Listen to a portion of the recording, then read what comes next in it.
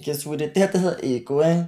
Fordi jeg er meget ego. Jeg er sikker på, at de er jo kaldt efter mig. Okay, så tager du her et spørgsmål, ikke? Og så læser du så op, hvad der er her. Så læser du, ikke? Og så kan du så gætte sådan 1, 2 eller 3, ikke?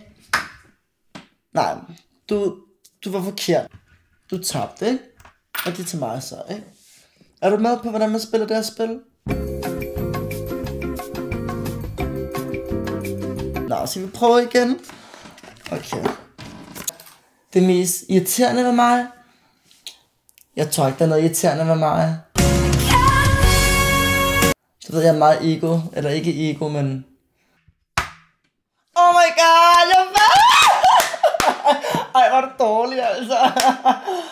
I love it! Altså, jeg vinder altid, og hvis jeg ikke vinder, så snyder jeg. Sådan er det bare. Det er derfor, det hedder ego.